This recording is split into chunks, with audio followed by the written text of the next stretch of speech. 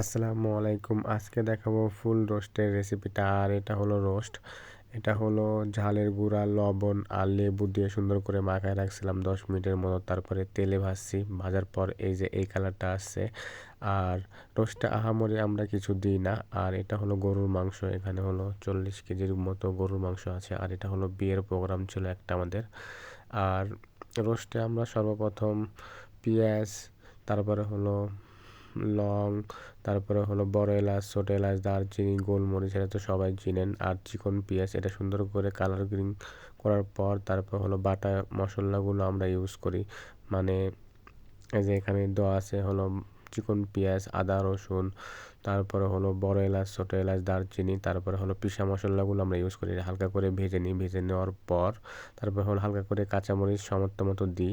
দেওয়ার পর হলো পিসা মশলাগুলো আমরা ইউজ করি, যেমন আদা বাটা, জিরা বাটা, রসুন বাটা, আপনি চাইলে ধনের গুঁড়া, আমরা এসব সব ইউজ করি। তারপর হলো বাদাম বাটা, তারপর হলো দুধ, গুঁড়া দুধ গলায় দিই।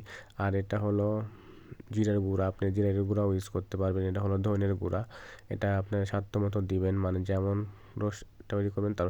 আর হালকা করে যদি পারেন এই ঝালের গুঁড়া দিলে কালারটা অনেক সুন্দর আসে। এটা ভেজে নেওয়ার পর এই যে হালকা করে কিশমিশও দেওয়া হলো, তারপরে হলো দিয়ে আমরা হলো আলু বখরা, মানে আপনারা সব কিছু ইউজ করতে পারবেন। মানে এটা সুন্দর করে কালারিং করার পর, সুন্দর করে কষায় নেওয়ার পর এই যে মশলাগুলো দিয়ে সুন্দর করে ভেজে নেওয়ার পর পেঁয়াজ যখন গলে যাবে তখন সস আর টক দইটা দিবেন। দেওয়ার পর হালকা করে নেওয়ার পর যখন দেবেন টক মিষ্টি ঝাল, তারপরে হালকা পানি দিয়ে সুন্দর করে মশলাটা কষায় নেওয়ার পর এই যে রোস্টগুলো এর ভিতরে ছেড়ে দিবেন। দেওয়ার পরে যে এই কালারটা আসবে, তারপরে হালকা দুই একটা হালকা আগুনে দাব দেওয়ার পর এমনি রোস্টটা দেখবেন অটোমেটিক অনেক সুন্দর কালার আসছে। আর এই যে হালকা করে গুঁড়া দুধ দেওয়া হলো।